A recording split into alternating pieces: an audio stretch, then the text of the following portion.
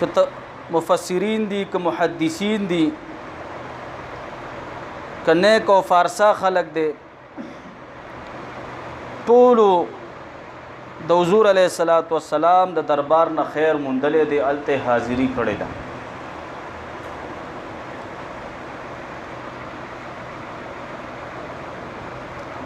خوص بعض خلق چې دغه دین اسلام خود ساخته تشریحات کوي او تعبیرات بیانوي او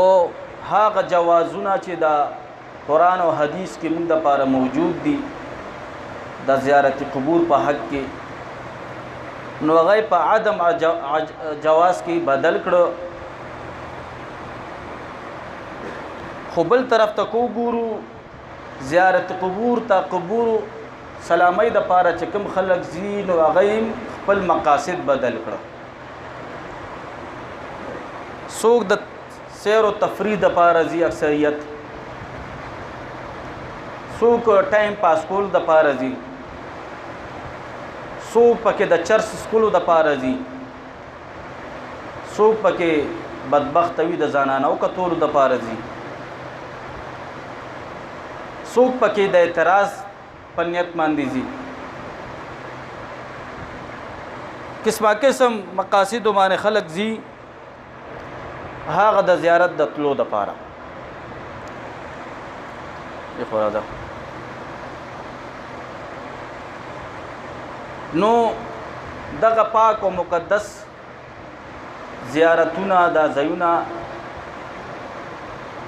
د بزرګانو دا ځایونه دا دغه خلکو د لاسه بدنام شول. حالانکه زیارت تتلل دا سنوي کار نه دی. ګوري امام شمس الدین سخاوی رحمت الله تعالی علیه چې دا 902 هجری کې تیر شوی دی. د فرمای د حضرت امیر حمزه رضی الله تعالی عنہ په حق کې چې دا د حضور علیه الصلاۃ والسلام تر دی د دې په حق کې فرمای چې وجعل علی قبره قبه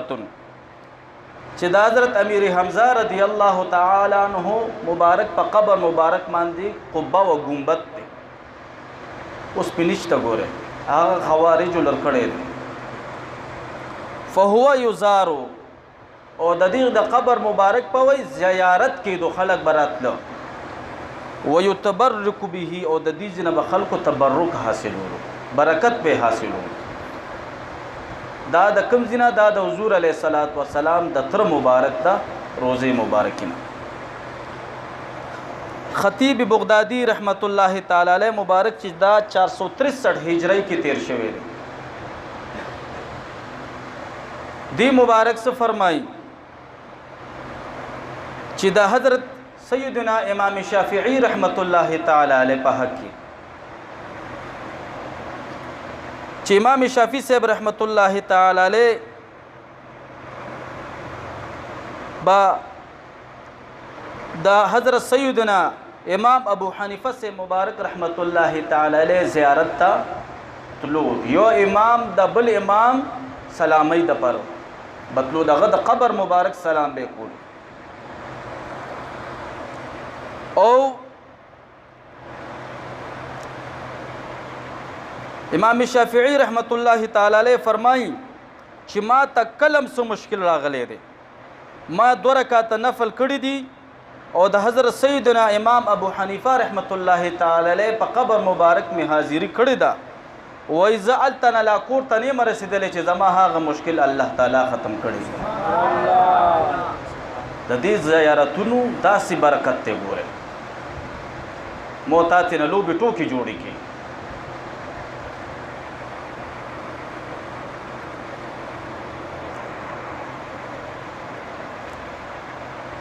امام حنبل مبارک رحمت الله تعالی علیہ د بارها د حضرت سیدنا محمد بن یوسف الفریابی رحمت الله تعالی علیہ د زیارت د پارا شام ته سفر کړی دي. دارنګي امام ابن حبان چې دا یو مشهور محدث تیر شوی دی دی فرمای چې زه بارها د امام موسی رضا رضی الله تعالی عنہ مبارک دربار ته تللی یم چې دا مشهور محدث دی او فرمای امام ابن حبان سے رحمت الله تعالی علیہ چې ما ته کلم سو مشکل راغلی دی او ما د حضرت سیدنا امام موسی رضا رضی الله تعالی عنہ مبارک پر روزه مبارک باندې ما حاضری کړی ده وای دا غي په وسیله باندې زما الله تعالی مشکلات ختم کړی دي سبحان الله دا د محدثینو خبرې دي ښه د دې وخت د نام نهاد علماء خبرې نه کوم غوړي چې دا زیارت پتلو باندې د شرک او د بدعات او ټاپې لګیا دي او امام ابن حبان سے رحمت الله تعالی علیہ فرمائی چې دی معنی زما بارها تجربه شوی د ګوره دا نه چې یو ځل اتفاقا به زما مشکل حل شو بس زما بارها په تجربه شوی دا چې کله ما ته مشکل راغلی دی او د حضرت سیدنا امام موسی رضا رضی الله تعالی عنہ مبارک روزی مبارک ته چې تللی یم هلته زما دا مشکلات الله تعالی د هغې په وسیله باندې حل کړي دي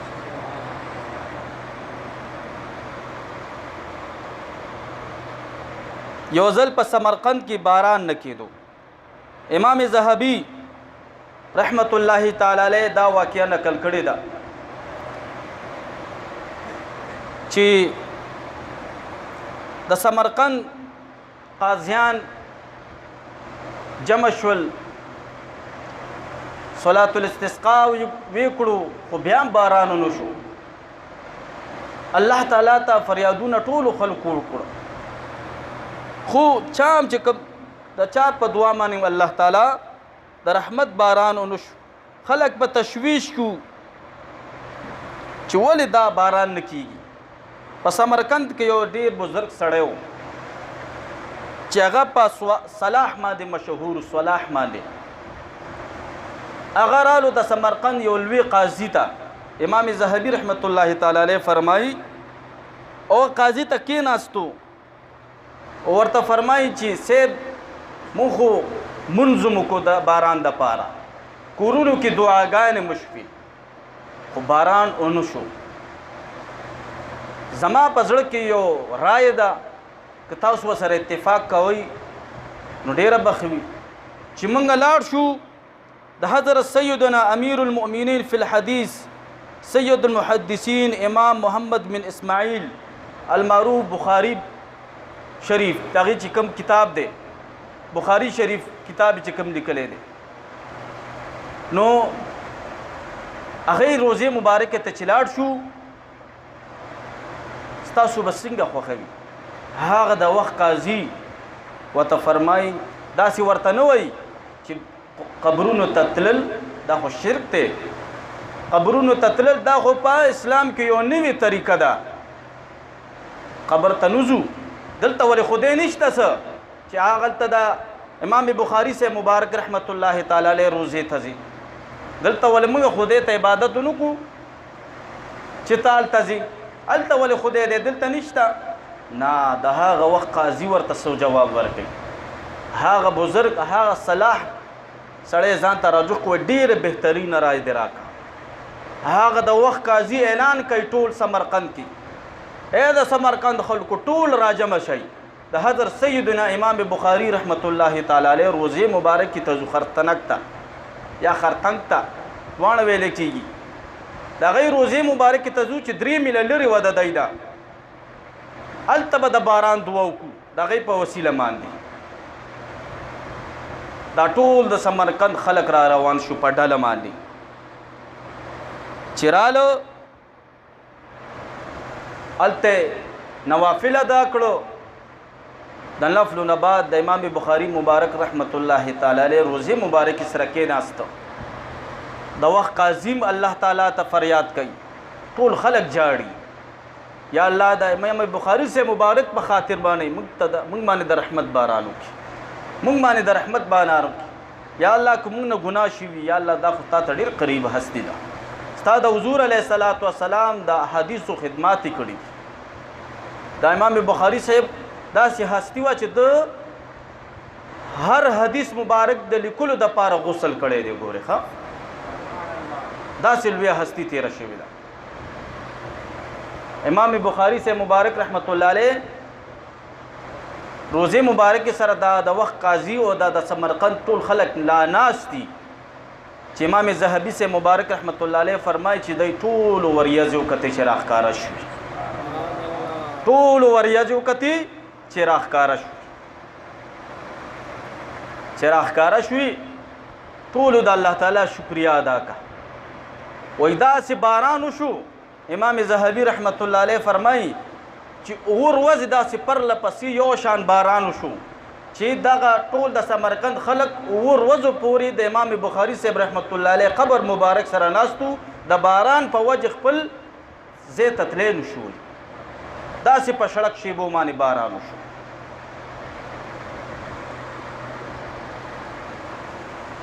دا ګورې قبرونو کې چې پراته دي دا مړه نه دي، دا اوده نه دي. ګورې دا زما او تا نه یو بل ښه پېژني. ګورې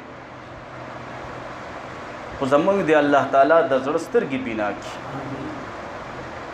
زمونږ د الله تعالی د زړه سترګې بینا کړي.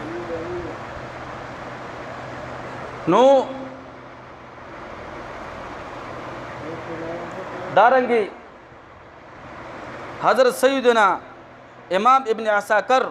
رحمت الله تعالی علیہ فرمائی چې ما تخپل والد گرامی حضرت سیدنا ابو محمد الحسن بن هبت الله رحمت الله تعالی علیہ واقعہ بیان کړی دا. علامہ ابن عساکر سے مبارک رحمت الله تعالی علیہ دا خبر لیکلی دا په تاریخی دمشق کی. فرمائی چې ما تخپل والد سے مبارک فرمایلو چې زه ځل د حضرت سیدنا بلال رضی الله تعالی عنہ قبر مبارک سره ناستم. وای چې یو زنانه راله، عجمی زنانه و فارسیوانه و، فارسی ویله. وای هغه ډیره زیاته په جړون کې وه. وای زما والد سے خلکو ته ویل چې تاسو کې څوک فارسی ویلی شئ نو دې زنانه نه تپوس کوي چې ته په څه وجه باندې جاړې، ولې څه چل شوی دی؟ و یو کس وړاندې شو ابیبي نه تپوس کو چې ولې جاړې، څه چل شوی دی؟ هغه بیبي ورته جواب ورکوي چې د حضرت بلال رضی الله تعالی عنہ نظرې پاسه خلکو باندې د اوازونه کول په خپله وده شوي. نو سیدنا بلال رضی الله تعالی عنہ مبارک قبر سره وای دا دو قبرونه د چا دي؟ هغه خلکو ورته ویل چې دا یو قبر د حضرت ابوبکر شهروزی رحمت الله تعالی علیه دی او دا یو قبر د حضرت سیدنا ابو اسحاق صاحب رحمت الله تعالی علیه دی. اوس ویښ شو وای دا د دې قبرونه دي. دا بیبي فرمایي چې زه څو ورځې وړاندې د حضرت سیدنا بلال رضی الله تعالی عنہ قبر مبارک ته راغلم سلامۍ دپاره. د دې ځای نه وایي زه لاړم مدینې منورې ته، الله دې مونږ ټول بوځي بادب سره. وایي مدینې منورې ته لاړم، وایي د حضور علیه الصلاۃ والسلام د قبر انور سلامي مې چوکا، د حضرت نبی علیه الصلاۃ والسلام مبارک دیدار راته وشو. وی غیر تو فرمائن چې تا دا حضرت سیدنا بلال رضی الله تعالی عنہ قبر مبارک سره د دو قبرونو سلامي ولې نه ده کړې؟ هلته دې ولې سلام نه دی کړی؟ وی د حضور علیه الصلاۃ والسلام په حکم باندې اوس راغلی یم دلته، وي ځکه جاړم. حضور علیه الصلاۃ والسلام فرمایي چې چا زه په خوب کې ولیدلم هغه زه په حقیقت کې ولیدلم. د حضور علیه الصلاۃ والسلام حکم په خوب کې چې کوم وي هغه هم داسې حکم دی چې څنګه په ویښه باندې حکم دی. او د حضور علیه الصلاۃ والسلام د چهره انور په شکل کې شیطان ګورې نشي راتلی یا بل څوک نشي راتلی.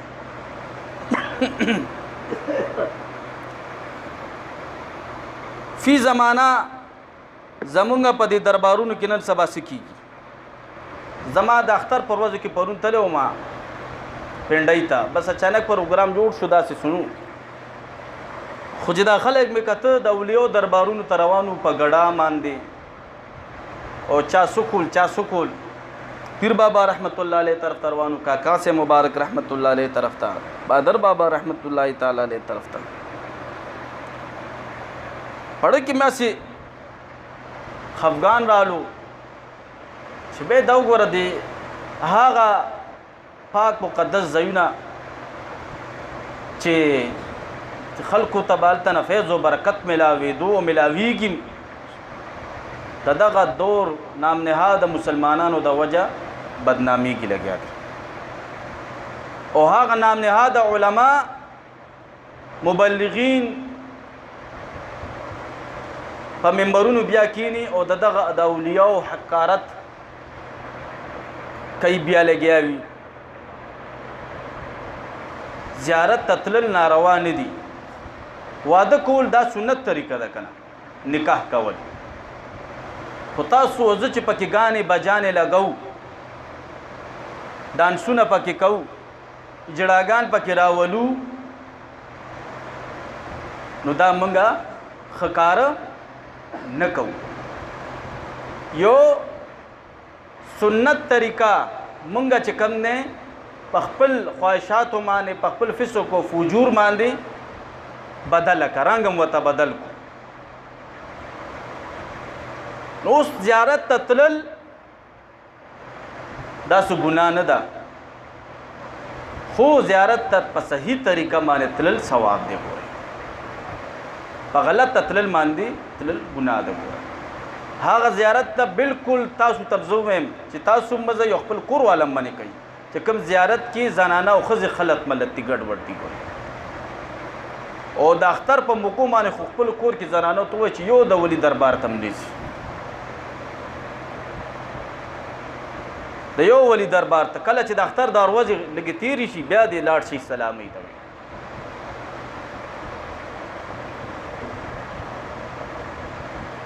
یو ځکه به وګوري د دربارونو کې اذان بکیږي مجتبه ټیم قریبي خلق بناستی دربار کې د ولی الله دربار کې بناستی فاتحه به وي سوره اخلاص شریف به سوره یاسین به الته فرضي عبادت کیږي هغه تنزي دلته به غلاف چولې کیږي الته به جمع ولا ادریږي د به جمع لنزي دلته به د په قبر من ګلونه اچي الته به جمع ادریږي د جمع لنزي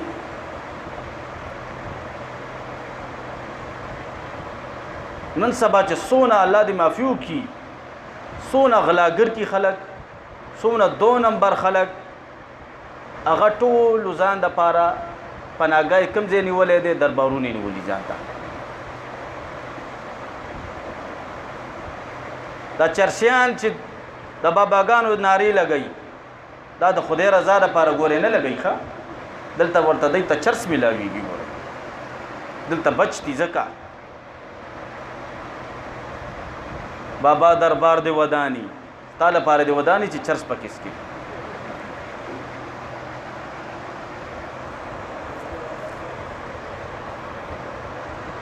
نو دغه اولیاء د دې تعلیم نه دی ورکړي لړ وخت کې به موږ خپل شیخ او مرشد ګورو دغه ژوندۍ ته وګورو چې دغه یو لمحه د الله تعالی د یاد نه موږ کتلې دي دغه ته چې غافل نه و کو دبو جوړ به ذکر کولو کو ویخ پاو جبه مبارک به ذکر کو او بارها دغه د خپې د کټه ګوته به تاسو لیدلی وي دا کټ ګوته به د الله ذکر کول داسې به قدرتي خوځیدا چې خلق ورته حیران شو دا غي د خپې ته اولیاء خدا سي خلق دي قدغه قبور نه خیر نه ملاوي دي نو خواجه معین الدین چشتی اجمیری مبارک رحمت الله علیه با د داتا سے مبارک قبر انور سرق چلن کول بیا خدل تسشتا چې خلکو ته خیر ملاويږي ګوره خلکو ته خیر ملاويږي نو تاسو چې کلم د ولی دربار ته ځئ خو ادب سره ځئ د چکر پنیت باندې مزئ د فیض او د برکت د حصول پنیت باندې ځئ چالتہ بزم دغه ولی الله د دربار نه مزه فیض حاصلو د غي سلامي لپاره زم چې پر ورځ د محشر کې دی شي چې د ما سفارش وکي پر ورځ د محشر کې دی شي د الله په دربار کې زول ولې شم ما لپاره سفارش وکي نو دولیو د دربارونو نه سو کوم موږ نه منه کوو سره چې تاسو دا ګمان جوړ شي کم د ولی الله دربار کې د زنانو د لپاره بیل زیوی بالکل زنانت لیش په حیا پرده کې ګوري په فیشن کې نه چې سرخی دوی لګي او میک اپ دوی کې ولی بابا دربار لازم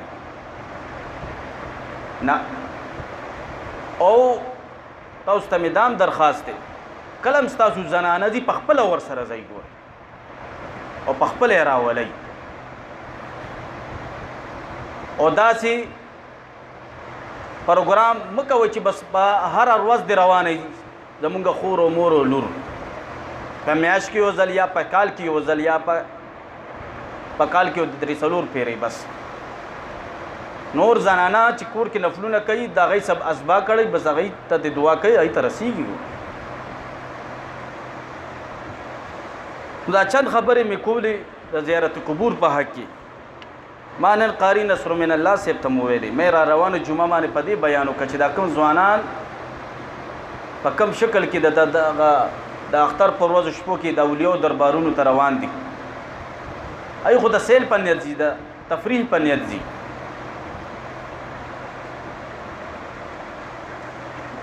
او مونږ هم چې لاړ شو د یو زوس ولې د پیر بابا دربار ته مخ سره نظم د اختر نه پس چې الته داسې بس الله دې معفو کی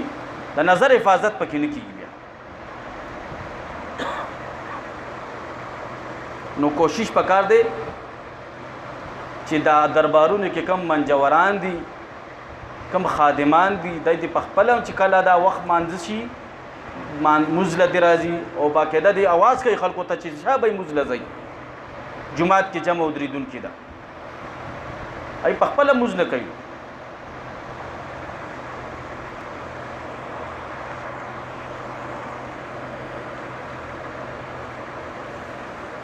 کامل مرید څنګه جوړې دیش د مرشد زړه کټل پکار دی اول مرید بالا کامیابی کی زمونږ خیال او ګمان کې دا دي چې بس سیب موږ سره مینه کوي موږ به کامیابی وو نه حضرت عبدالعزیز دباغ صاحب رحمت الله علیه فرمایي چې مرید د خپل مینه په ذریعه سره د معرفت ترسیږي ګوره چې د کیسونه مینه او محبت د تب ډیر خیر ملاويږي وای مرشد خطول مریدانو ته یو شان نظر کوي او بټول ته یو شان د کیسونه مینه او محبت د تب هغه عمر خیر ملاويږي اوس وای بابا من غواړي څنګه راشم وای چاته چې وې ښکار نه وي تاسو به نه غواړئ یاره مې موږ به کارت درلیږو چې راشه په موږ راواړئ ته دې وروسته رسې مبارک را نشه چې تاسو سره څه عمل کوم بیا نو چې څوک طالب وي آب په خپله چې کوم دی مطلوب لذي ګوره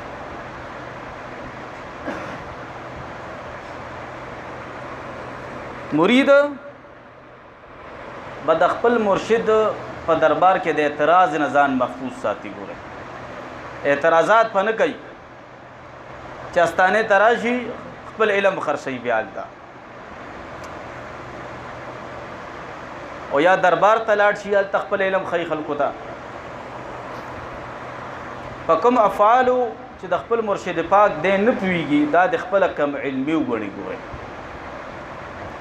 او یا ځان ته د حضرت موسی علیہ السلام او د خضر علیہ السلام واقعا را یاد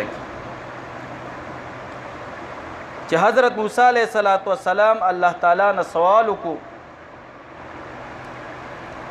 چې یا الله ستا بهترین خلق څوک دي، ستا بهترین بندگان څوک دي؟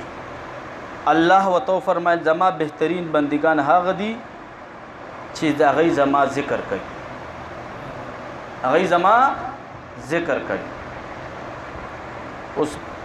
په میاشتو میاشتو داسې کسان موجود دي چې وظیفې هم نه دي کړي.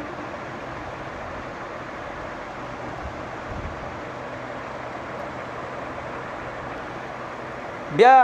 حضرت موسی علیہ السلام د الله نه سوال کوي یا الله بهترین فیصله کوونکی څوک دی؟ الله تعالی ورته جواب ورکوي څوک چې په حقه فیصله کوي او د خپلو خواهشاتو تابعداري پکې نه کوي. حضرت موسی علیہ السلام بل سوال کوي د الله نه یا الله ټولو نه زیات علم والا څوک دی؟ الله تعالی ورته فرمایي ټولو نه زیات علم والا هغه دی چې علم سره سره د نور علماو نه بیانات اوري او ځان ته نه پوهېږي زده کړه کوي او په دې نیت باندې کوي کېدای شي چې د دې عالم نه زه څه خبره واورم زما د نجات ذریعه جوړه شي، زما د هدایت ذریعه جوړه شي. اوس یو عالم د بل عالم تقریر ته نه کېږي ګورئ او مناتخوانان خو له خیره کینیم نه بیخي خو ناتخوانیو کې فضایل اعمال چې څنګه بس رونډیان وایي بس پاسې لاړ شي دایم بس نات وایي مزې دی وکړي مني موږ خو اخره پورې محافلو پورې ناست لاړ شي خشته ودوم شي بیا خسار تازه راپاسي او بیا د جبې د محفل نه خو دې الله ساته. یو کال پکې مونږ ناتخوانا شمارلو 12 ناتخوانانو له خیره 12 ناتخوانان او دا مې ورته دې پیروي دي مخامخ ناست هم دي صرف 2 ناتخوانان باورم او که څلورم پنځم شروع کېږي پاسم به درنه خفه کېږي بلانه نه زمونږ خو الحمدلله الله دې زیات کړي نورم زمونږ خو هره شپه محفل وي. دا خبره یاد ساتئ چې څونه مختصر محفل وي د هغې اثر ډېرې ګورئ څونه چې مختصر محفل وي د هغې اثر ډېري چې خوند یې خپله کې پاتې شي که نه تو چې بیا به کله وي او نه چې ته په خلکو باندې بوج کې یو ناتخوان کېنې بل پاسې بل کېنې بل پاسې د خلکو ذهنونه هم چې کم دی ستړي شي په اورېدو بیا چې مولا کېنې په خلکو باندې هر خبرې سره سبحان الله سبحان الله کوي هغه ولله ښه ګوټو کې چې څوک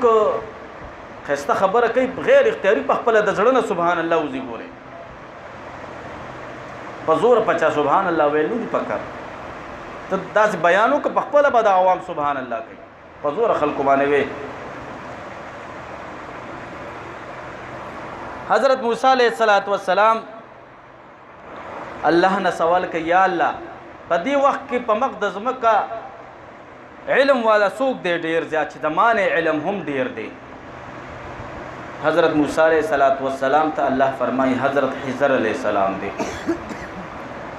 موسی علیه السلام ته فرمایي یا الله زه به د سره کوم ځای کې ملاقات کوم؟ وایي دی په ساحل سمندر باندې دی سمندر په غاړه په یو کاڼي باندې به تشریف فرما دی. وایي زه به دته څنګه رسېږم؟ الله وتو فرمایي چې ځان سره په ټوکرۍ کې یو کب واخله د کب چې کوم ځای کې ټوپ کو د سمندر ته هغه ځایونو کې به حضرت خضر علیه السلام موجود وي ته د سمندر په غاړه مزل کوه بس. حضرت موسی علیه السلام او ځان سره یو خپل شاګرد حضرت یوشع بن نون بن افرایم بن یوسف علیهم السلام ځان سره واغستلو د مجمع البحرین سفر شروع کړو روان دي په لاره ډېر مزل چې وکړو د یو ځای کې آرام وکړو آرام دپاره وده شول هغه ځای کې د ټوکرۍ نه د کب ټوپ کو کب چې ټوپ کو سمندر ته لاړو. حضرت یوشع بن نون د شاګرد دی حضرت موسی علیه السلام را پان رسولو چې یاره زما د استاد محترم دا نبی وده دی آرام فرما دی چې کله هغه آرام نه بیدار شول د نه هیر شول خپل سفر باندې روان دي چې د ماسپخین وخت کې یو ټایم کې حضرت موسی علیه السلام د خپل ټوکرای ته چوکته چې کپ پکې نشته دی یوشع بن نون مبارک ته فرمای چې کب څه شو دی کې و یا غپلان کې چې موږ آرام کولو آلته دی د ټوکرای نه ټوب کو سمندر ته لاړ حضرت موسی علیه السلام ته فرمایي چې دې ځکه خو حضرت خضر علیه السلام موجود وکړه موږ ته د الله د طرف نه دا حکم دی دی واپس د خپل قدمونو په نشانونو باندې واپس را روان شو او کوم ځای کې چې د کپ ټوپ والے او کوم ځای کې چې دی آرام کړو هغه ځای کې رکو شو چې وې کته په یو کاړي باندې ډېر بهترین شخصیت ناست دی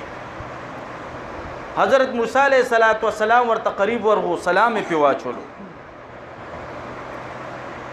حضرت خضر علیه السلام سلام واغستلو وی فرمایل چې په دې ځمکه باندې د سلام اچولو والا کوم ځای کې خلک راغله بیا وته حضرت موسی علیه السلام فرمای چې زه حضرت موسی یم خضر علیه السلام ته فرمای کوم موسی د بن اسرائیل والا و یاو جی هاغه نو حضرت موسی علیه السلام ورته فرمای چې تعالی الله تعالی داسې علم درکړی دی چې هغه ماته نه دی حاصل زه د هغه علم حاصلولو دپاره راغلی یم چې هغې ته علم الاسرار ویلی کېږي باطني علم چې اولیاو ته الله تعالی کوم ورکړی دی او ما سره علم الشریعت دی چې هغه تا ته معلوم نه دی حضرت موسی علیه السلام ته فرمایي چې اے خضره ما ته اجازت راکا چې زه تا سره څه وخت طالبي وکړم او د دې علم زده کړه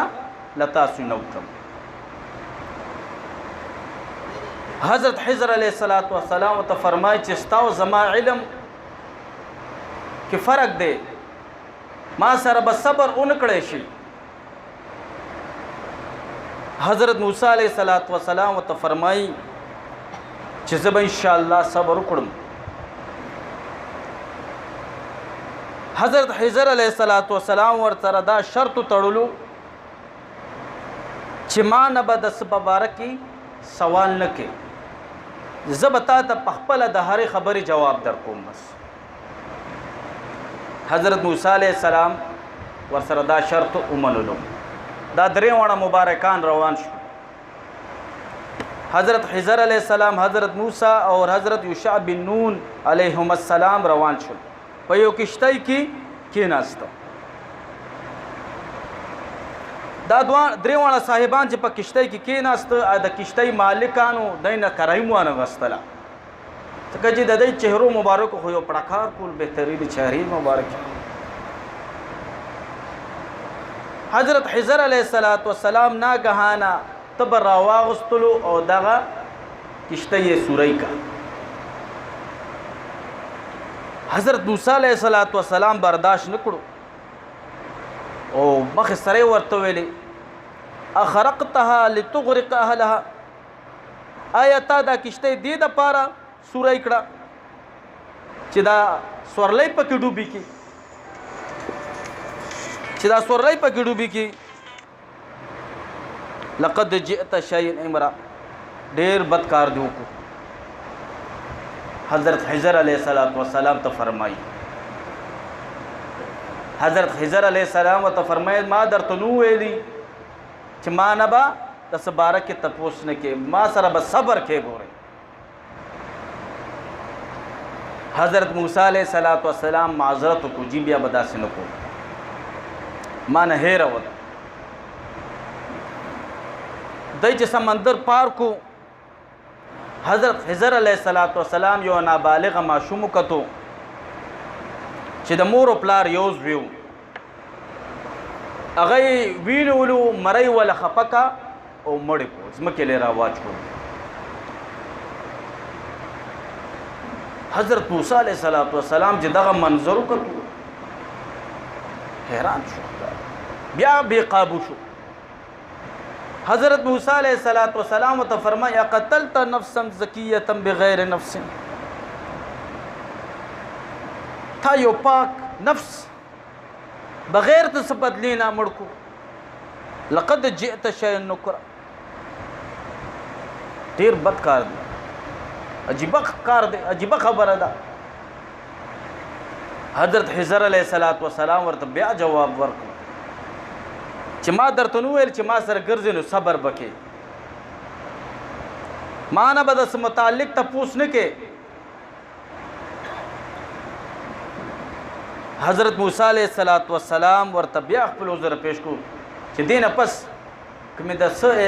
تپوس درنو کو نو بس بیا ما ځان سره بساته. دی مخکې روان دي، یو کلی ته داخل شول، هغه کلیوال خلکو د دی اړو بیخي مېلمستیا ونه کړه. حضرت خضر علیہ السلام یو دیوال ته قریب ورغو، او دیوال داسې کوږو پریوتو ته قریب و، او داسې دوه لاسونه ورته کېښودل او اسم اعظم ویلې او هغه نیغ کو. چې نیغ کو نو حضرت موسی علیہ السلام بیا بے قابو شو. ورته یو فرمایل چې لو شئت لاتخذت علیه اجرا، که ستا خوښه وي نو په دې دیوال ته نه څه مزدوري به واخلو، داسې دی زموږ به څه مېلمستیا ونه کړه. حضرت خضر علیہ السلام ورته فرمایل چې اوس زما او ستا په درمیان کې جدایي راغله،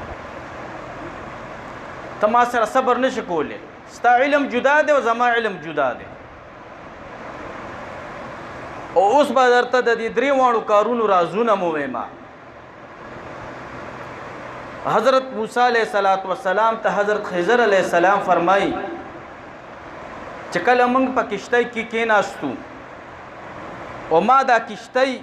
سوری کا، نو دا ما د الله په حکم ګورې کړی دي، د ځان نه مې نه دي کړي. ولې مې کړي دي؟ چې د سمندر په بله غاړه باندې یو ظالم بادشاه ولاړ دی، هغه ولاړو، هغه به کشتۍ خلکو نه قبضه کولی، او کومې کشتۍ به چې عیبدارې وي، سوری به وي، هغه به یې خلکو نه قبضه کولی، هغه به یې ورته پرېښو چې داسې سوری دی، بس دا ته ستا ده. بس وایي ما د الله په حکم دا کشتۍ سوری کا، دې دپاره چې دغه مالکان به ځان له دوباره جوړه کړي، کشتۍ خو به ورته بد شي که نه. حضرت موسی علیہ السلام حیران دی چې دا عجیبه کار دی، وایي نه دا معصوم دی ولې بیا مړ کو. حضرت خضر علیہ السلام ورته فرمایي چې ما دا معصوم د الله په حکم مړ کړی دی. وایي دا د مور او پلار یو زوی و، او دا پیداشي کافر و، او د سره د مور او پلار ډیره زیاته مینه او محبت و، او ما ته الله تعالی حکم وکړو چې دا ماشوم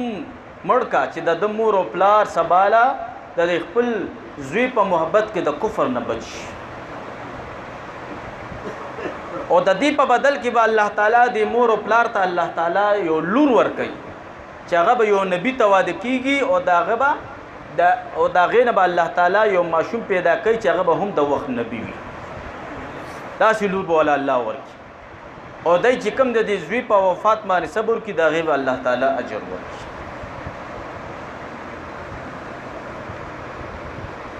خو دا کلی کې تاسو دا دیوال روغ کو، تام څنګه چلو؟ وای د دې دیوال لاندې خزانه وا، خپل مشرانو د دې ماشومانو یتیمانو د پاره پرېښودې وه، که دا دیوال لړه شوی وی هغه خزانه به ښکاره شوې وه، دغه ماشومانو نه به خلکو دا خزانه قبضه کړې وه.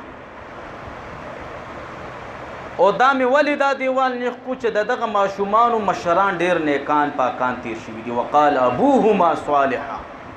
د مشرانو صاحب مبارک به فرمایل چې د مشرانو فیض و برکت کشرانو ته رارسي او دا د قرآن مجید مطابق عقیده ده. ګوره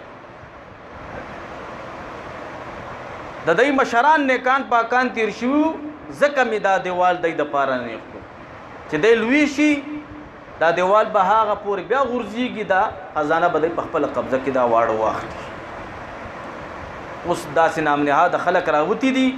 چې د حضور علیه الصلاۃ والسلام په شان کې دا خبره کوي چې د دیوال نه ورته خوا څه نه ښکارېده. دلته خضر علیه الصلاۃ والسلام ته د دیوال په ته کې په بنیاد کې خزانه ښکاري. خضر علیه السلام مقام اوچت دی که د نبی علیه السلام مقام اوچت دی؟ د نبی علیه السلام امام الانبیاء دی. خضر علیه السلام ته د ځمکې په تل کې ته کې په بنیاد کې خزانه ښکاري او دلته اوس یو ګستاخ راوچتېږي د حضور علیه السلام په شان کې دا بې ادبي کوي چې د دیوال نه ورته خوا څه نه ښکاري. معاذ الله. دا واقع مې دې دپاره وکړه چې یو کس د خپل مرشد په افعالو باندې نه پوهېږي نو ځان ته د دا واقع را یاد کړي. څنګه چې حضرت موسی علیه السلام د حضرت خضر علیه السلام په افعالو نه پوهېدو وروستو بیا هغې مبارکانو چې ورته د هغې مطالب بیان کړو نو بیا پوه شو. کیدای شي زه وروستو د خپل مرشد په کارونو باندې پوه شي یا د خپله کم علمي وګڼه، خپله کم فهمي وګڼه. د خضر علیه السلام خپل نوم بلیا دی، بلیا چې دا د سوریاني ژبې لفظ دی. ګوره او بلیا چې په عربۍ ته واړی نو د دې نوم احمد راځي. بیا احمد دا خضرم ویلې کېږي، خضرم ویلې کېږي، خضرم ویلې کېږي. ګوره دته خضر ولې وایي؟ د دې مبارک دا برکت چې دی به کوم ځای تتلو هغه ځای به د ده د برکته شین کېدو به هلته به فصلونه راوچتېدل، شین به شو.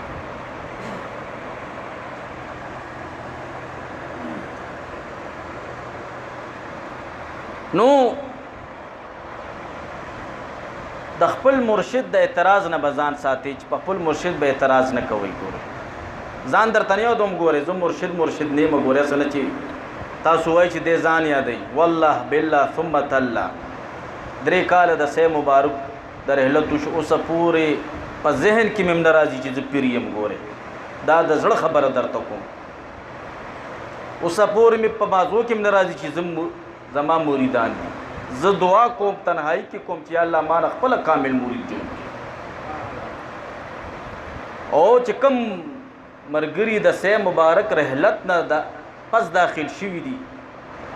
موږ سره په سلسله کې، هغې ته ما اوسه پورې د خپل مریدۍ نظر نه دی کړی. ما دا ویلي دا د ما د مرشد مریدان دي، صرف ما داخل کړي دي، د هغې جولۍ کې مې اچولي دي. دا زمانیت او تصور دی.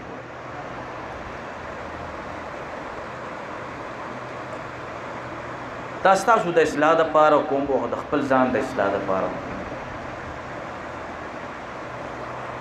یعنې د اولیاو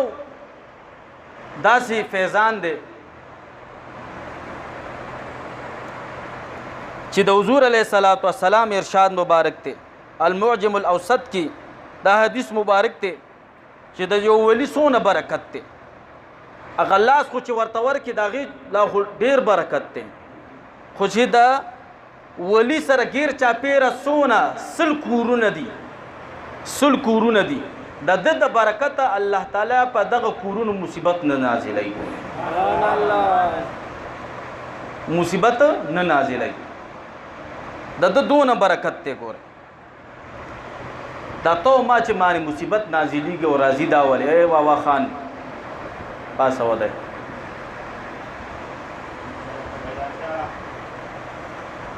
تاسو وایئ چې ځان له سم راته بګړدان جوړ کړو، خو زه وایم چې تاسو خوبونه ډېر کړي دي. دا مطلب خبرې دي چې دا وورئ خیر. نو دا داسې نیکان پاکان خلق دی چې یو ځل امام حنبل سے مبارک رحمت الله تعالی علیه د سمندر په غاړه چارهدام کوي نیو ګناهګاره سړی رالو خو د اولیو په ادب وګورئ د اولیو په ادب چې که نه که ډېر هم ګناهګار الله تعالی به دې په ورځ د محشر ګورئ نه رسوا کوي ګناهګار یو خو بې ادبه نه شئ ګورئ ګستاخه نه شئ ګورئ دا خبره یاده ساتئ دا سړی چې سمندر ته رالو امام حنبل سے مبارک رحمت الله علیه ته چې وکتل چیرې زه دې خوا لاس وینځم خپې وینځم زما دا اوبه به په امام حنبل صاحب رحمت الله علیه په طرف تېرېږي او دا خو ډېره لویه هستي ده دا خو ډېره کامله هستي ده زه خو ډېر ګناهګار یم داسې کار به وکړم چې د امام حنبل صاحب طرف نه چې کومې اوبه ما طرف ته راځي هغه اوبه باندې به زه مخ لاس وینځم ګوره هغه خپل نیت او تصور کې دا وکړه دوم داسې وکړو د امام حنبل صاحب مبارک رحمت الله تعالی علیه د طرف نه چې کومې اوبه راتلي په هغه اوبو باندې هغه مخ لاس ووینځل چې وفات شو چا په جنت کې ولیدل وایي تاسو سره الله تعالی څه معامله وکړه چې دونه لوی تاج درته په سر دی وایي ما د امام حنبل صاحب مبارک رحمت الله تعالی علیه عزت کړی دی په هغې خو دې وبخښه د دغه اولیاو عزت چونکې الله به دې د برخې خاوند کوي اول خو زمای او ستا عزت ته دا محتاج هم نه دي ګوري دا خبره مې یاد ساتئ حاجی شریف زندانی سے مبارک رحمت الله علیه چې دا زموږ چشته سلسله کې دی د د وخت یو بادشاهان اکثر د مخلوق په حقوق کې ګیریږي د چې چا پس د خوب وکړو د وخت د بادشاہ نومي مانه هیر شوی دی سلطان سنجرو کو سینومو نو جنتی لباس کو خوب کې دا خواجاګان چشت کې دا واقعیا ده خوب والا وتاو فرمای چې بادشاہ سلامت ته جنت ته پس داخل شو وای زه جنت ته پدې داخل شوم چې اوزل حاجی شریف زندانی سے مبارک رحمت الله تعالی علیه جمعه ته داخل شو ما د غلا سود خپل کړ پاغي باندې الله تعالی وبخلو پاغي الله تعالی وبخلو دا خبر ورځ د محشر چې راځي الله په پته لګي دغه اولیاء نیکان پاکان ګوري دی انبیاء کرام او نائبین دي ګوري ښا حضرت سیدنا ابو درداء رضی الله تعالی عنہ فرمایي چې بشک انبیاء کرام د ځمکې اوتاد دي او کله چې الله تعالی د سلسله د نبوت ختمه کا نو د حضور علیه الصلاۃ والسلام په امت کې د حضور علیه الصلاۃ والسلام نائبین شروع شول چې هغه د وخت ابدال یادېږي او دا ابدال خلق حضرت ابو درداء رضی الله تعالی عنہ فرمایي چې دا ابدال خلق یوازې په روجا په منځ په تسبیحات او په درودونو باندې په خلکو افضل نه دي بلکې دای په خپل خسته اخلاق باندې د خپل تقوا او په ورع باندې د خپل سچای باندې او د خپل خلوص نیت باندې په دی وجه هم چې کوم د په خلکو باندې الله تعالی او چت کړی دي دی حدیث مبارک ته غور کوي چې ابو درداء رضی الله عنه فرمایي چې صرف په تسبیحاتو په منځونو په رجوع باندې الله تعالی دوی نه دي برکړي د مخلوق د پاسه یعنی مخلوق کې ولا الله تعالی دا روح چې ورکړي د صرف په دین نه ده یو طرف ته اخلاق هم د دې خسته دي اوس که زه تاسو تسبیح اړو او بد اخلاق کوي نو سپي بل طرف ته تقوادار هم دي زه تاسو تسبیح اړو د گمراهۍ زیتم زو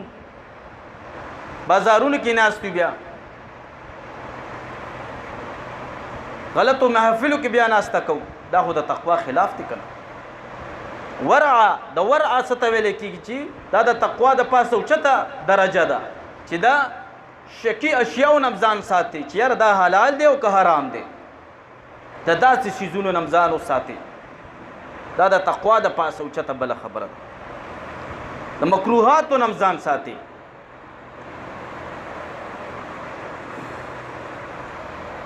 او د دې په زړه کې حضرت سیدنا ابو الدرداء رضی الله تعالی عنہ فرمایي چې د الله رضا پرته وي سموستا کارونه خو دې د پاروي چیرې دا پلان کې به می بل ځای کې پکار راځي راځو اوس سره ته نه کیو کا د الله رضا مونږ کې نشته خدا اولیو الله رضا دغه دای کې حلم وي صبر پکې وي او بغیر د کمزورینا د عاجزۍ اظهار کوي خلکو ته ګوري بغیر د کمزورینا چا د کمزوري نه دي حضرت سیدنا ابو الدرداء رضی الله تعالی عنہ فرمای چې چا نه کمزور نه دي خو بیا مخلوق ته عاجزي کوي چې موږ کمزور یو کینی داسې لاسونه کې چا به شوچت کنو زمکه به پورته کړی او د خلکو خیر خواوي ګوره او حضرت سیدنا ابو الدرداء رضی الله تعالی عنہ فرمای چې دا د انبیاء کرام صحیح نائبین دي ګوره او د دې تعداد 40 ته دا چې 30 پکې د حضرت سیدنا ابراهیم علیه السلام د یقین پشان دي یعنی دا غي د زړه د قلب باندې چې کوم انوارات تجلیات راوریدل 30 اولیاء پکې داسې دي چې هغه باندې عمر شان انوارات راوري او د دې په وسیله باندې پس مکه باندې مصیبتونه ناراضي د دې په وسیله باندې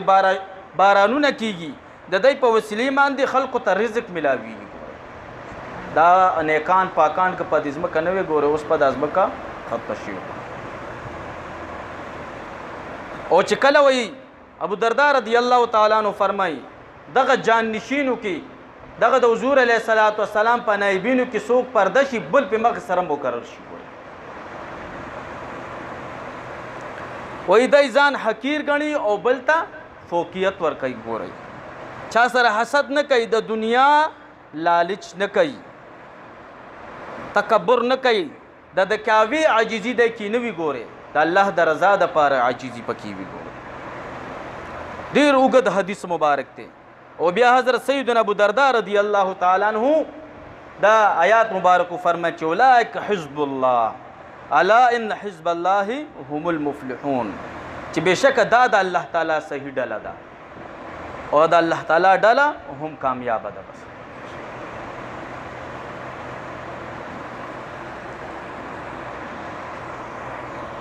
حضرت سیدنا ابو الدرداء رضی الله تعالی عنہ چې کله دا حدیث مبارک او د خپل اقوال بیان کړو نو تاسو ته نکیږي چې دا خلک به مونږ څنګه پیژنو دا خلق به مونږ څنګه پیژنو حضرت سیدنا ابو الدرداء رضی الله تعالی عنہ وت فرمایي چې د دنیا محبت په زړه کې ني د دنیا محبت په زړه کې ني وي دنیا نه نفرت کوي او د آخرت غم کوي خشیت الهی پکې وي د الله تعالی ير پکې وي دا بدینه پیژنې چې سونه ځان د پاره خیر غواړي دونه د خلکو د پاره نذیره بیا د شپې دونه د خلکو د پاره هم هغه شان خیر غواړي ګوره نو دا سیدنا ابو الدرداء رضی الله تعالی عنہ روایت ده نو بابا فرید سے مبارک رحمت الله تعالی علیہ یوزل په چله باندې ناستو د حضرت سیدنا قطب الدین بختیار کاکی سے مبارک رحمت الله علیہ پاکستان کې خپل مرشد پاک کې نو نو حضرت خواجہ ہند عطا رسول نائب رسول خواجہ غریب نواز رحمت الله تعالی علیہ د قطب الدین بختیار کاکی سے مبارک رحمت الله علیہ استانی ترانو قطب الدین بختیار کاکی سے مبارک رحمت الله تعالی علیہ بابا فرید سے بس سوال جوابو کو چرا شخپل دادا مرشد سره ملوشا رالو ملوشو بابا فرید سے رحمت الله علیہ تخپل مرشد پاک فرمایي چې زخپل دادا مرشد په خپو کې وګرځيګا تخپل دادا مرشد خپې مبارک خپل کا حضرت بابا فرید سے مبارک رحمت الله علیہ چې کله ټټ شي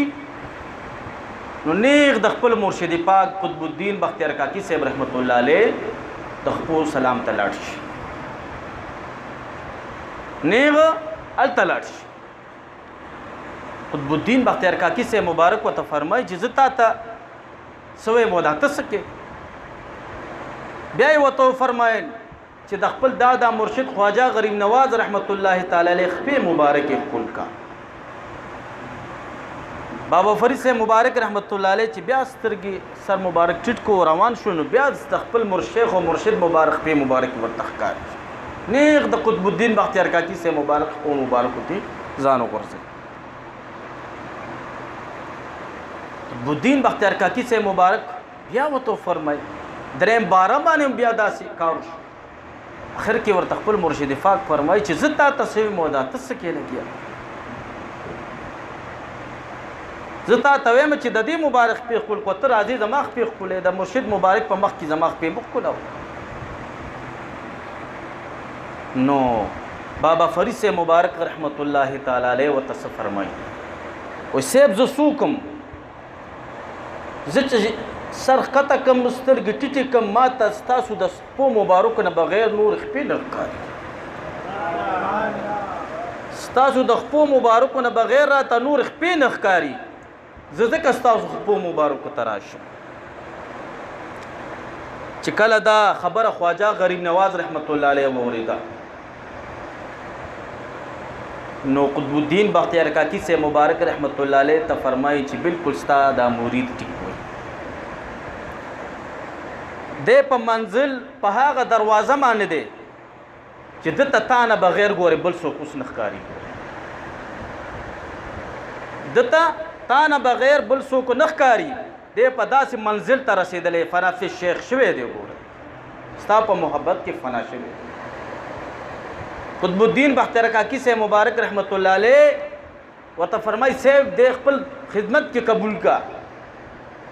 خواجه غریب نواز رحمت الله علیه وته فرمای نه د کوم سینې نه چې د مختشوي د پرې د چې د هغه سینې نه پیس کې لګیا دي.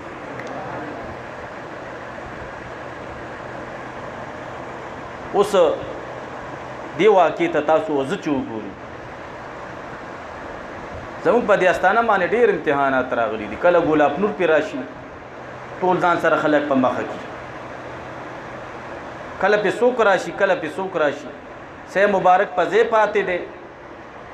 او هغه پسې یو لکۍ شروع شي د خدای او د رسولو منې ګورې خپل سه مبارک راټینګ کړي.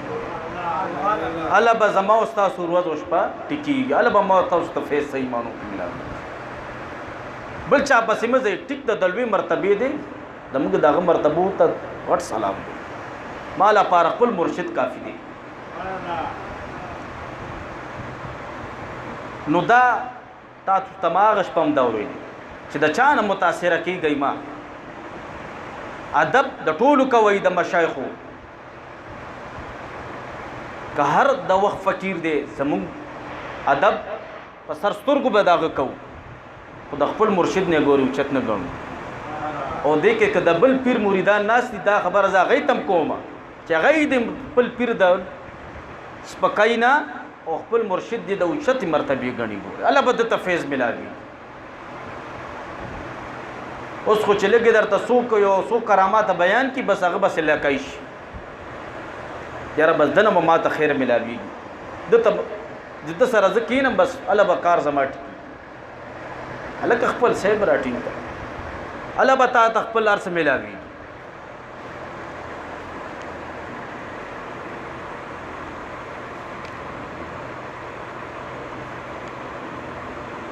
خواجه غریب نواز رحمت الله تعالی علیه یو ځل خپل مریدانو ته وعظ کوي، بیان کوي. بیان کې کله دا مخ مبارک یو طرف ته شنو زر ادریږي چې کله درس ختم شو دیو مرید ته پوښتنه کوي چې صاحب تاسو د بیان په دوران کې به اچانک ادریدئ ولی څه وجواب؟ حضرت خواجہ ہند عطائے رسول نائب رسول خواجہ غریب نواز رحمت اللہ تعالی علیہ وت فرمائی دې طرف ته زما د مرشد استانه د ځکه به زه ودرېدم ته اوس هغه خپله مینه و محبت دا ورځې چې الله تعالی چاله ورکړي دي که نه نو دا هسې نه دي ورکړي امام شعرانی رحمت الله تعالی علیه فرمایي چې د مشایخ کبارو په دې باندې اتفاق دی چې د مرشد د گفتگو نه بغیر به بله گفتگو په استانه کې ناوري چې څه ټایم ستا مرشد پاک خبرې کوي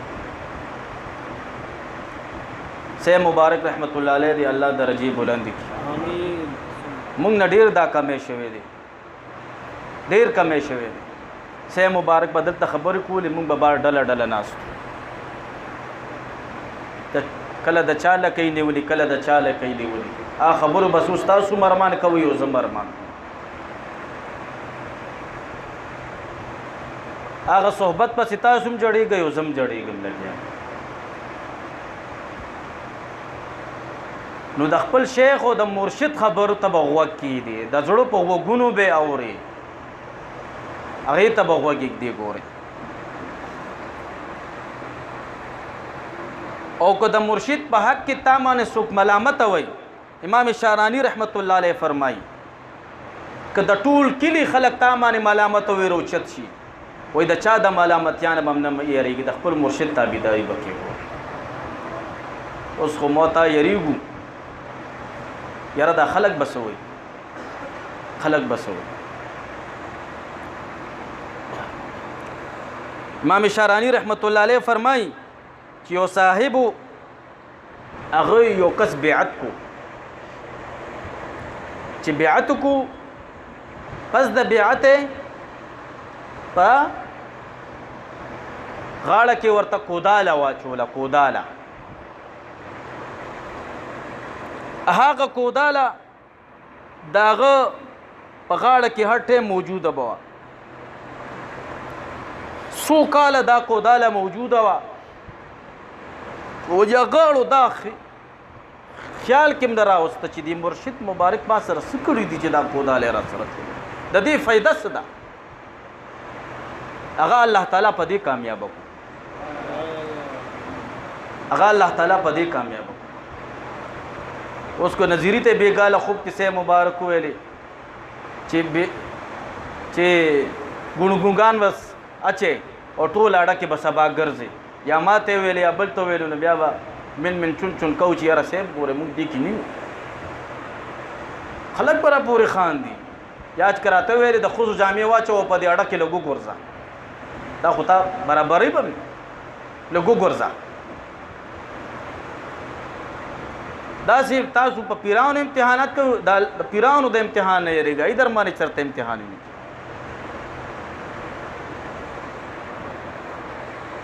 حضرت داتا سے مبارک رحمت الله علیه فرمایي ته د سیدنا جنید بغدادي رحمت الله تعالی علیه یو مریدو هغه به سهالات کتلو د برخې خاوند شوی به بس د هغه په تصور کې دا راغله چې بس زه خو د خپل شیخ نه اوچت شوم زه خو ډېر بره لاړم او د خپل شیخ او مرشد صحبت پرېښو ډېره موده پس د خپل شیخ او مرشد استانې ته رالو خو د اعتراض په نیت رالو ځان سره په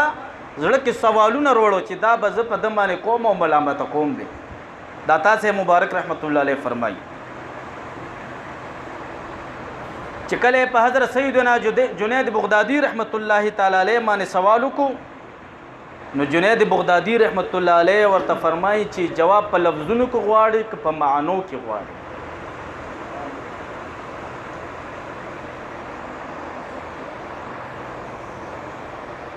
نو بیا په خپل ور سره فرمایل که په لفظونو کې غواړي نو اول خپل ځان ازمایا نو بیا په ما ازمایش کوه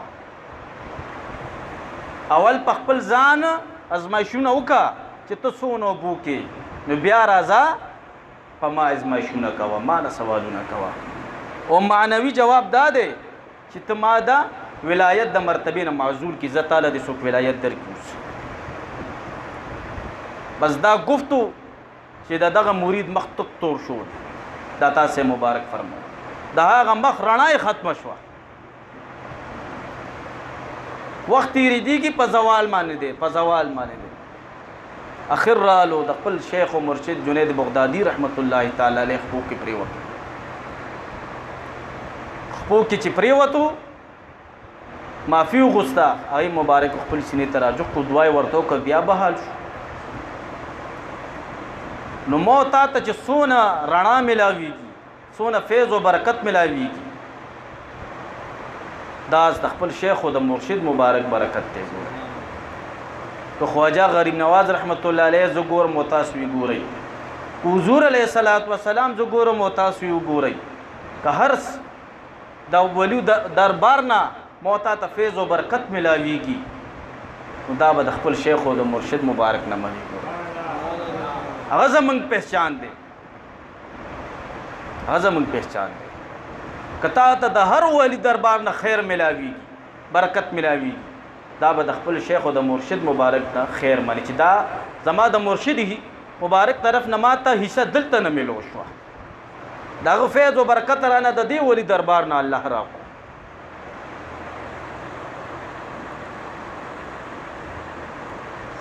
حضرت سلطان محمود غزنوی رحمت الله تعالی علیه د دې یو غلام او یو خادم آیات صاحب یو ځل سلطان محمود غزنوی رحمت الله تعالی علیه په دربار کې د وزیرانو مخ کې قیمتي ملغلرې داسې وشندري لړه کې ملغلرې چې وشندري لړه کې بس زم په اخته شم تم په اخته شو بلم په اخته شو ملغلرې ځان له جیب کې اچو لګیایي ملغلرې ځان له جیب کې اچو محمود غزنوی سے مبارک رحمت الله تعالی علیہ روان شو چې شاته ګوري آیات سے ور بصیر روان دي سلطان محمود غزنوی رحمت الله علیہ وت فرمای آیات ته ځان ملغلر نه غونډه دا وګوره ټول دربار لګیا دي ملغلر غونډي لګیا دي جیب کې چې قیمتي ملغلر دي آیات سے وت سب بهترین جواب ورکړي وای زما ملغری نه دی پکار زما ملغلور والا پکار دی زما ملغلور والا پکار دی زمونږه د هر ولی دربار سلام دی خو زمونږ خپل شیخ او مرشد کافی دی کوی وی لپاره خپل شیخ او مرشد کافی آیات صاحب دا د محمود غزنوی رحمت الله تعالی علیه ډیر خاص خادم یو ځل دربار ته دا کینوان رالو محمود غزنوی رحمت الله علیه په ټولو خادمانو او وزیرانو تقسیم کړو چې وخوري خو هغه ډیر انتهایی تراوو چې څوک خوري خلک گئی بس چون کی یاره چې دا خو ډیر تراو دي آیات صاحب داسې خوري لګیا دی چې ټول دربار په تماشه دی زم ویم تم وی بن وای چې جوړې دته خوک کینو تلې دی د دا کینو جوړې ډیر خوک دی ځکه آیات صاحب ډیر په شوق سره لګیا دی خوري محمود غزنوی صاحب رحمت الله علیه چې ورته وکړه ایازه تل کینو خپل راکړه دا خوک دی سچته داسې خوري وای جی والا چې ورګو ورته محمود غزنوی صاحب رحمت الله علیه چې اوسه کول هغه د ټولو نه زیات تریو او وزیرانو ته چې ورکو تاسو لګو سکه هغه د هغه سره نورم زیات چې کوم دی بدحال شو محمود غزنوی صاحب رحمت الله علیه آیات صاحب ته فرمای چې آیات استاد کینو خو د ټولو نه زیات تریو تا خدا سي خړو چې ډیر خوګو دا ولي نو آیات صاحب ورته وای چې صاحب ستا د لاس مې ډیر زیات خواږه خوړلې دي سا د لاس مې ډیر زیات خواږه خوړلې دي کنن پکې تریو خرم نو څه چلو شو نو د مرشد د طرف نه بتا ته ډیر خواږه ملاويږي خو کنه لا کله درته غوسه کوي ویم وهلې خو زړه کې بس نه راولي ګورې زړه کې به څه نه راولي یو ځل ایاز صاحب باندې وزیرانو شکایت وکړو چې باچا سلامت دا ایاز صاحب ستا د دربار نه غلا کوي سره زر پټۍ لګیا دی او خپل کور کې محفوظ کوي هر ورځ به د وزیرانو دا شکایت کولو ایاز صاحب محمود غزنوي صاحب رحمت الله علیه ته معلوم او محمود غزنوي صاحب رحمت الله علیه سره مینم ډیره وه او دا فطرت دی چې د کوم مرید سره د خپل شیخ او مرشد مینه ډیره وي هغه ټول نور مریدان پیر بیان ته جلس کیږي هلکه ته ما غزان کې شی پیدا کړه تا سره خپل مرشد نورم مینه کوي هغه چې څه کوي هغه ته م وکړه تا سره به هغه مینه شروع کړي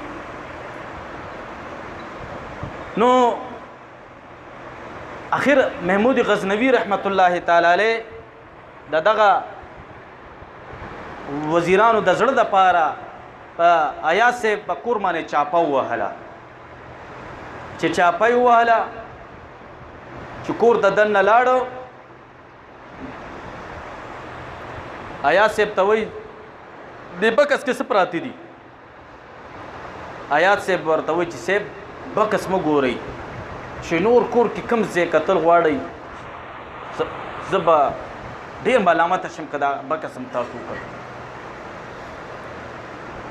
هغه وزیران وایي یو بل ټوګې ورکوي د نظري په شان چې سړی ګیر شو دې بکس کې سره زر پراته دي او دې ځکه اوس باچا سلامت ته وایي چې دا بکس مو کولاوه اخر باچا سلامت تجسس کې شو چې ایاز صاحب کې غلا نشته خدا ولې دې ماته وایي چې دا بکس مو کولاوه باچا سلامت محمود غزنوي رحمت الله علیه ورته فرمایي نه ایاز دا بکس په کولاوه ټول کور نه ګورم خو دا بکس به ګورم اخر چې مجبوره شو چې بکس کولو شو چې وی کتو ټول وزیران او محمود غزنوي رحمت الله علیه حیران شو حد تک شو چې شلیدلې سپلای پکې پرتی شلیدلې پټکې پکې پروت شلیدلې لباس پکې پروت محمود غزنوي رحمت الله علیه ورته فرمایي ایاز داسې دي وایي صاحب زه چې کله ستا دربار ته راغلی وم نو زما دا حالو زما شلیدلې چپلې وي زما شلیدلې لباسو هر څه مې داسې و چې هر طرف نه رسوا وم خو چې ستا دربار سره الله تعالی منسلک کوم ګوره شاهي لباس راته اچولی شوی دی وایي زه چې کله هم ستا د دربار نه راځمه وایي دا بکس کولو کوم لږ ټایم دپاره دا لباس واچومه او زه دعا کوم چې یا الله زه خو اسم نومه دا د ټول د دې باچا سلامت برکت دی او ستا مهرباني ده چې ما ته نن دا لباس اچولی شوی دی ګینې زه خو د دې حال قابل یم نو داسې به دا مرید هم خیال کوي چې زه خو اسم نومه نه مې مونځ پیژندو نه مې خدای سم پیژندو مې رسول پیژندو سم نه مې د رور حق پیژندو نه مې د پلار حق پیژندو نه مې د نظر حفاظت کولی شو نه مې د حضور علیه السلام په مینه کې چرته جړدلي نه مې د حضور علیه السلام د بهترین سنت دا ګیره مبارکه چرته په مخ وه که نن زما د سترګو نه اوښکې راځي د حضور علیه السلام په محبت کې د الله په محبت کې د قرآن مجید د تلاوت سره زما د سترګو نه اوښکې راځي دا ټول د دې مرشد برکت دی دا محبت مالم د پسینه کې اچولی دی زه خو اسم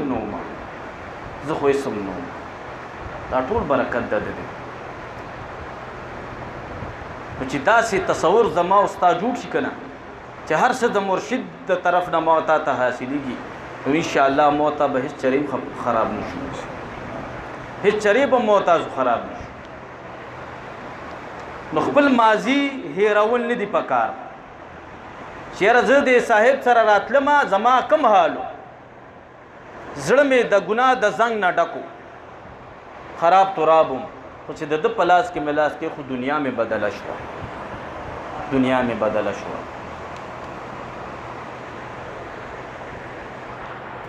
د بابا فرید سے مبارک رحمت الله تعالی علیه او مریدو دا خبرې پتا سو اثر کوي مو کنه. ها الله دې پتا سو او په ما باندې مسرو کی. نو بابا فرید سے مبارک رحمت الله علیه او مریدو جمال الدین حنسوی رحمت الله تعالی علیه چې د سره د بابا فرید سے مبارک ډیر زیات مینه او محبت. سے مبارک به فرمایل چې مولیان په وازونو ستړي شو، مونږ په توجه ستړي شو، خو اسلام نه کېږي. وایي زړه د خلکو زړونه خیرند وایي شو. الله دې زموږ د زړونه صفا کړي. دا ولې مو تاسو نه ټکېږو؟ مو تاسو د خپل شیخ او مرشد هغه طبیعت د لاندې خپل طبیعت نه دی راوستی. د هغه چې کوم طبیعت دی، د هغه چې کوم موت ستانه سره جوړول غواړي، هغه موت ځان نه جوړول نه غواړو. بس دغه د طبیعت موافق چې موږ وچلیږو ان شاء الله چې موږ ته ډیر خیر وځي الله تعالی. بابا فرید سے مبارک رحمت الله علیه دی مرید سره ډیره زیاته مینه وه. تر دې انوار یسفیه کې لیکي چې چاته به خلافت بابا فرید سے مبارک ورکونو فرمایل به چې جمال الدین حنفی رحمت الله علیه نه په هم دستخط واخله. خو چې یو ځل ګیر شو نو بیا ګیرم شو. د دغه اولیو مینه هم ډېره وي، خو چې کله راته په قهر شي نو بیا دې تحت سرا پورې رسوي.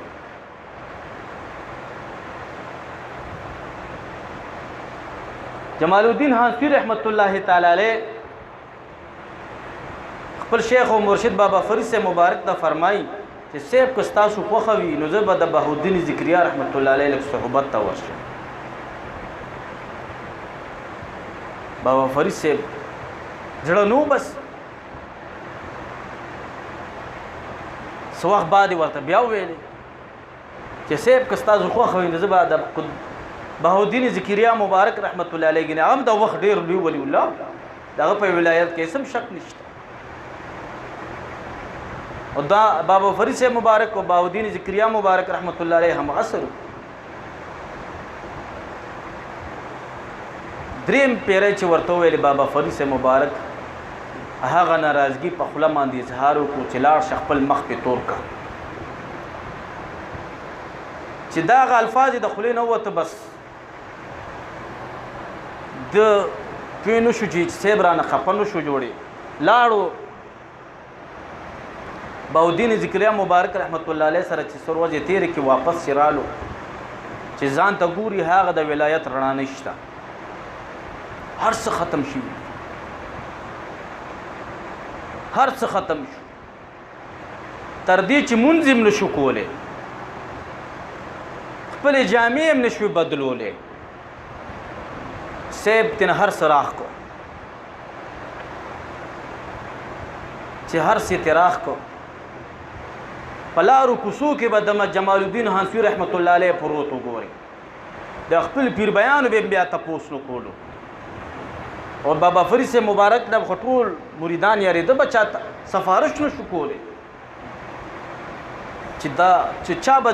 په لارو کوڅو کې پړ مخې پروت به و، تا به هم کتو ما به هم کتو بل مرید به هم کتو، سر به وخوځولو چې یا الله دا مخکې څه حال کو اوس پې څه حال شو. د دې مرید مثال د بوټي دی، د بوټي دیتا دا مرشد کله ورته اوبه اچوي، کله ورته ځمکه لږه تازه کوي، چاړه پکې وهي لګي، کله پکې سره ورته واچوي، کله ورسره سوکي، کله چې ښه برابر کړي د میوې قابل شي بیا ورته خلافت ورکړي. زه بچې تا نه به اوس مخلوق ته خیر رسېږي چې د میوې قابل شي. او صاحب د مرغزار پیر صاحب به فرمایل غالبا چې وایي دا شیخ و مرشد چې کله یو مرید واخلي، وایي د دې مثال داسې دی لکه دا سیخان نه پخې دا تیکې پکې، وایي دا څنګه چې دا تکو والا دا تیکه کله د اور کم طرف ته تاوي او کله کم طرف ته تاوي، کله کم طرف ته تاوي، اخر کې چې کوم دی پخه شي وای داسې دا مرشد په دې مرید باندې کله کم امتحان کوي کله په کم امتحان کوي دی چې د ټولو کې وځي دی له پوخ شي برابر شي موږ وایو ور امتحانونو قابل نه یو الله دې موږ د دغه اولیاونه همداسې فیض یابه کړي بس آمین که نن را باندې په مو په تاسو امتحان راوړو نو ګورئ کېدای شي زموږ ستاسو تصویر هم څوک نه ګوري بیا او واقعه صاحب مبارک به بیانوله که نه وایي یو شیخ و مرشدو صاحب ټولو ته اعلان وکړو چې تاسو کې د چا ما سره مینه ده نو ټول د نظري په شانو دواړه لاسونه اوچت کړو چې جی زما مینه تاسو سره ډیره ده وایي ښه صاحب چاړه راوباسله و چې د کومو خلکو مینه ده په نمبر کې ودرېږئ زه نن تاسو ولالومه په خپل لاس باندې نو نظریم زر لاس لاندې کو مام لاندې کو بلم لاندې کو ټول محفل کې خاموشي تاری شوه صاحب اواز کې د چا مینه اوس خو ټولو لاسونه اوچت کړو دا چاړم چې وکتل نو اوس یو کس پکې اوچت شو چې صاحب زه ستاسو په لاس مبارک باندې ځان حلالوم وایي ښه راځه برې یو کمرې ته وبوتلو وایي بچې دلته کښېنه نن پکې نانی مرید ګورم او جانی مرید ګورم یو نانی مرید صرف د لنګري مرید ګوري او یو جانی مرید چې په خپل مرشد باندې خپل ځان هم ورکوي ګوري او هلته وینه یې خلې وه د پیر صاحب هغه چاړه په وینه کې لږه ککړه کا او کمرې نه چې راکوشو خلکو مریدانو چې چاړو ته چوګوته چې د وینې د اساس کې تیرا روان دي یو بل ته اشارې ورکړي چې یو خو حلال کو بیا आवाज کوي چې بل څوک شته چې ما سره مینه وي محبتي بل یو کس اوچت شو چې صاحب زم ستاسو په لاس باندې ځان حلالوم هغه هم د لاس نه ونیولو چې برې کینولو چې لاندې پیر صاحب راکوزېدو ټول محفل والا تښتېدلو نظریم کور کې ناستو ټول ناست وي خبرې خو زه تاسو ډېر کوو زه تاسو ډېر سینې ټپو خو اول دې مو تاسو جوکو چې دې مرشدانو لپاره مو تاسو څه وکړه څونه هغوی موږ خوشحاله کړه څونه مو ته هغوی خوشحاله کړه چې یوازې سینې ټپول نه دي ګورې عملي مظاهره وکړه بس بل شیخ و مرشد په تابعدارۍ کې ژوند تېر کړه بس دا غټه خبره ده نو جمال الدین حاصوي رحمت الله تعالی علیه پړ مخې پروت و اخر کې یو عالم دین چې بابا فرید صاحب رحمت الله علیه سره ډېر زیات محبت و عالم چې غالبا چې سلیم الله رحمت الله علیه دا غنومو هغه تخپلو د بابا فرید صاحب مبارک مریدینو درخواست وکړي چې صاحب تاسو سره ډېر مینه کوي محبت کوي او تاسو ورته د جمال الدین حاصوي رحمت الله علیه دپاره درخواست وکړي چې دا بحال کړي هغه په خبرو کې ورته بابا فرید صاحب مبارک تاخیر کې فرمایل چې صاحب د جمال الدین حاصوي رحمت الله علیه ډېر وخت په امتحان کې ګیر دی او معافي کوي بس بابا فرید صاحب ورته داسې وکړه وایي ښه وایي زما جمال الدین حاصوي خو قطب دی چې دا یې فرمایلو هلته جمال الدین حاصوي رحمت الله علیه د ځمکې نه راوچت شو خپل زړه ته چې ګوري هغه د ولایت رڼا پکې را روانه ده په منډه رالو د خپل شیخ و مرشد داستانې په چوکاټ باندې خوله کېښوده جاړي بابا فرید صاحب مبارک رحمت الله علیه ته رالو هغې سینې مبارکې ته راجوخ کو معافي نو الله دې مو او تاسو ټولو نه د خپلو شیوخو کامل مریدان جوړ کړي او الله تعالی دې د هغې په نقش قدم باندې مو تاسو روان کړي خبرې به بس ختم کړو که نه واخر دعوانا الحمد لله رب العالمین خوند دې څوک و ته به کې ودوي نو